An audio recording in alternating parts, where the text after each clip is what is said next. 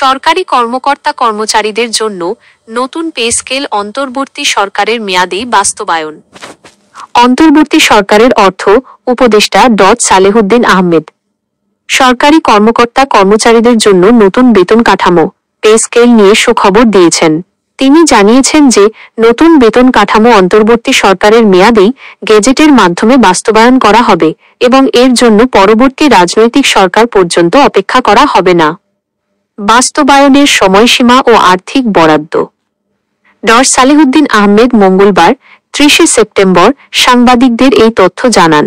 তিনি বলেন, আগামী বছরের মার্চ অথবা এপ্রিলে নতুন পে স্কেল কার্যকর করার পরিকল্পনা রয়েছে। অর্থ বরাদ্দ। এই সময়ের মধ্যে পে স্কেল কার্যকর করতে হলে চলতি বাজেটেই অর্থ বরাদ্দ দিতে হবে। আগামী ডিসেম্বরে যখন বাজেট সংশোধন শুরু হবে তখন সেখানে নতুন পে স্কেল খাতে তহবিল বরাদ্দ রাখা হবে। পে কমিশনের অগ্রগতি। সরকারি কর্মচারীদের নতুন বেতন কাঠামো নির্ধারণের জন্য চলতি বছরের 24 জুলাই একটি পে কমিশন গঠন করা হয়েছিল।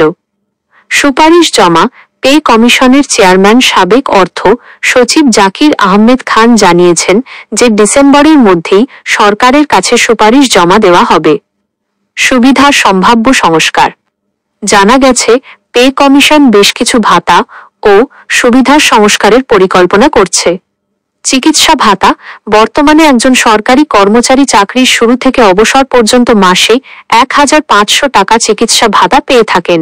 কমিশন এই ভাতা বাড়ানোর পাশাপাশি অবসরোত্তর সময়ের জন্য বাড়তি সুবিধা রাখার পরিকল্পনা করছে। শিক্ষা ভাতা। সন্তানদের শিক্ষা ভাতাও বাড়ানোর সুপারিশ থাকবে। পে স্কেল সম্পর্কিত অন্যান্য তথ্য। আলোচনা শুরু। 2024 সালের নভেম্বর মাসে ভাতা সংস্কার নিয়ে আলোচনা শুরু হয়। চলতি সুবিধা। চলতি অর্থবছরের বাজেটে সরকারি কর্মচারীদের জন্য 10% বিশেষ সুবিধা দেওয়া হয়েছে। বেতন ভাতার বরাদ্দ।